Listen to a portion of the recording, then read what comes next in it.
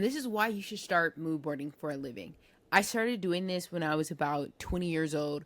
3 years later, almost 4 now, I made 80K last year, and this year we're on to making 100K from my mood boarding skills. Now, a lot of people have said on my TikTok, they're like, this girl is a consultant, this girl's a creative director, this girl is this girl is that. But at the end of the day, I used Pinterest Cosmos to create a slideshow for a brand, and they pay me for it. That's what I do at the end of the day. And I want to let you guys know something, that even if you think, oh, it's going to become oversaturated, or, oh, everybody already does this, or X, Y, and Z, whatever you think. I'm not trying to come off to you as a fucking motivational speaker, but I want to let you know that there's money on this earth that's for everyone. There's a lot more money than you think it is, right? There's always going to be products coming out. If you believe that you could fucking sit there, make a mood board, and tell a brand what to do, you don't need a degree, a certificate. You don't need to do 10 hours a day on Pinterest. You already do enough. I want you to relax, understand that you know how to mood board because you do it every day. You already do it. The only thing that is different that you are going to be doing is that you have to learn how to talk to a brand owner through socials. That is the only thing. TikTok is more than an app to consume. It's a search engine for most people. Brand owners are on TikTok daily, looking, searching for things to help them with not only their brand, but the creativity aspect of their brand. I know this for a fact. All brand owners, especially clothing brand owners, come to me all the time and say, I saw your TikTok, I saw your YouTube, I saw your TikTok, I saw your YouTube. And they consistently are coming to me telling me that they needed somebody like me and they couldn't find them. This is why right now, if you guys don't know, there's this girl on TikTok. She makes like the fashion content, and she's trying to charge somebody $55,000 to do basically nothing, but kind of what we're doing, and I think some logistics added on top. And somebody said we should have contracts. Your contract is the content you're going to make for these brands. Your contract is telling them, I understand what the fuck you want before you do. I am the type of person, people have always told me, like, that's not going to work. Why are you doing that? And I know there's a group of people out here in the world that are more talented than me. Oh, I'm going to tell you about it. When I started, I didn't understand what I was doing, but I knew I had an idea of where this was going to go. Matcha money. We're performative as fuck over here. Your Pinterest addiction deserves to make you money, but not just any kind of money. I'm talking about girl matcha money. Sounds stupid, but I'm serious. Money for road drops, $10 matcha, random mall days. Investing. I invest my money. I have my public account, my Charles Schwab account, where I invest in myself from the money that I'm making from mood boarding. Like, I'm not just spending this money on like the girly, shit that we all think of. Obviously I am, but it's not just that. And most importantly, upgrading your life. Like, when I started this in the beginning, I had an idea of, I've always been the type of person I plan, right? So I knew what I wanted to do with my life, but I didn't completely know what the next step was. And I knew I could find that fucking next step by just understanding that anything I do in life is creative. And when it comes to creating something from nothing, if you could do that every day, at least one time, you are strengthening your creativity. I use the money that I make from mood boarding. Yes, it helps me live life. I'm not gonna act like the money's not important. I'm tired of people saying money is not fucking important and it's not that serious. No, to live a life, a good life, you need money. That's like a lie people tell poor people, to be honest. And I'm not the richest in the world. I'm not even considered well off yet. And that's another thing. I'm telling you, I made $80,000 last year. I'm not even at the pinnacle of how much I could make yet, even though I know I'm getting there, right? I'm going to be completely honest with you. I wake up early when I have a lot of work to do. But most of the time, I wake up at like 8. I wake up early in the mornings, like 6, 7, because I like to wake up that early. I'm a morning person. I like to, work out, write, read, do all those things. I like doing that in the morning. But if you wanted to say sleep until like 9, fuck yeah. You could have a 3-day weekend. If you're like, fuck it, I'm tired, I don't want to work.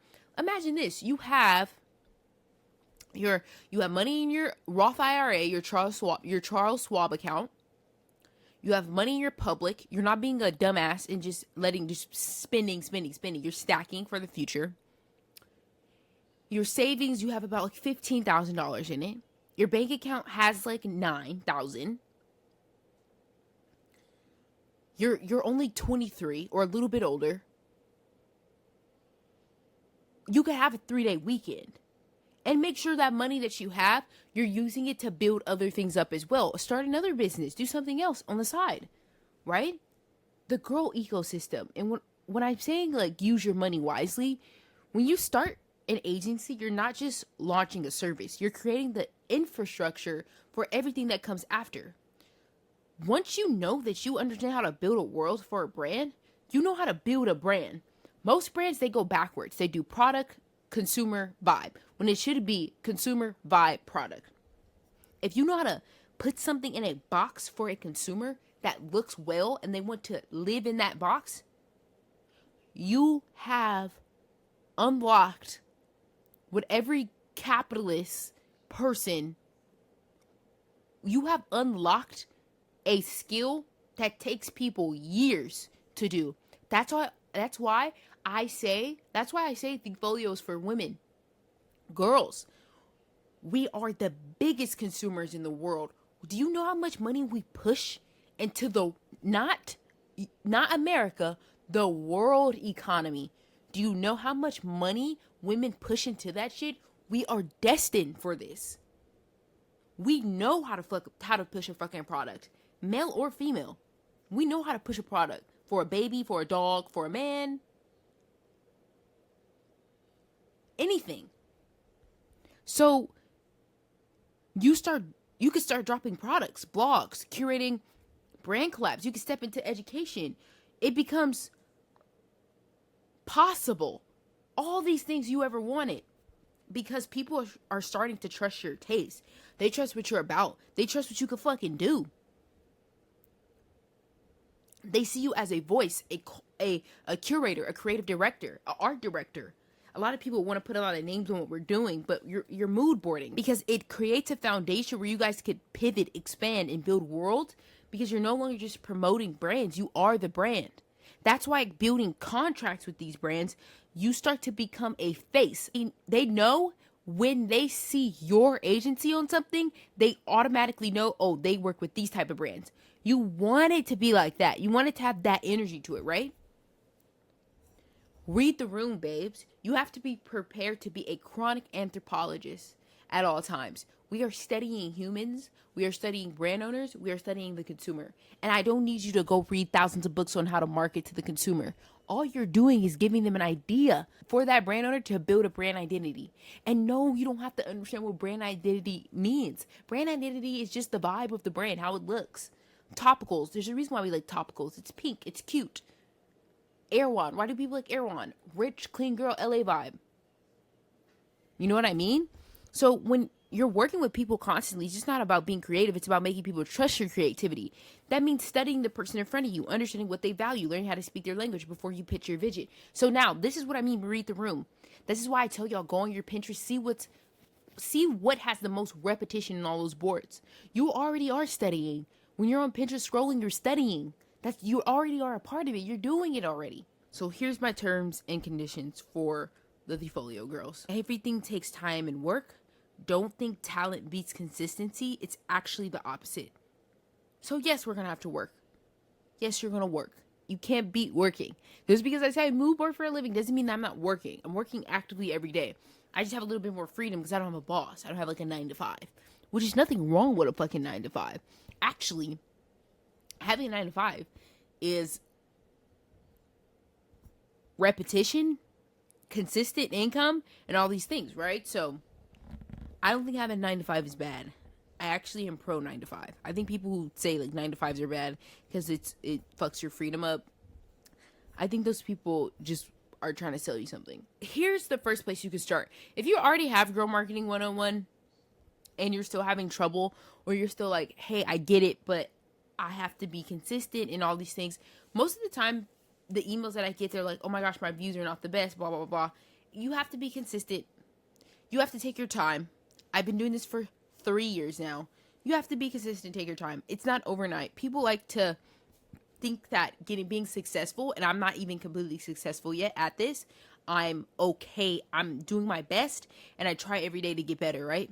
So people think that with success, it's instant, but not necessarily. Success is getting good at doing the simple things. So I know for me, for day media, I have to post stories every day. I have to post a YouTube video at least twice a week. I have to send out an email. I have to be consistent with my community on YouTube and my Discord and all these things. I have to always be refining, right? Since I know that, I'm just extremely good at it now, right? I'm extremely good at it. I could do that shit in my sleep. I could create a mood board for any brand in my sleep, start a brand in my sleep, right? So I dropped Girl Marketing 2.0 as well, and it comes with Girl Marketing 101. Now, I was going to raise the price, and I was going to make it like, I think I was going to add like $30 more to this. And then I was just like, you know what? Fuck that. I just want to have Girl Marketing 101 be $45, and it always is going to be $45. I want it to be like a fucking artifact in the creativity world. Yes, but if you haven't got it yet, I do suggest you get it. It's easy to understand. I have a lot of slang in it. It's chill as fuck. The videos are really chill. You will understand everything I'm saying. And you just get a grasp, and then you're just going to be like, let me just go do this shit, right? It's not a fucking A plus B plus C plus D, because what you're doing is creative, and I can't guide you through all the creativity. You have to be creative and be like, okay, I have to do this first, and then I'm going to do this, and then I'm going to do this. So if you already have Girl Marketing 101 and you didn't know I did this, it's in your inbox. I sent it to everyone. If you're still thinking like, hey, I don't know, bitch, I want to do this, but I'm tired. I have a job. I do this, this, and this. I know you are, and I understand it, and I understand that you might have a lot going on. But don't miss out on the opportunity to build and create something that you could keep and give to others, right? Don't miss out on that. Don't miss out on knowing that you have a skill and knowing that the skill could be turned into something great. So I hope that the Folio girls are having a good day. I have to go film some content for Day Media. And I hope this video just kind of pushed you to, get your shit in order and start mood boarding for a living.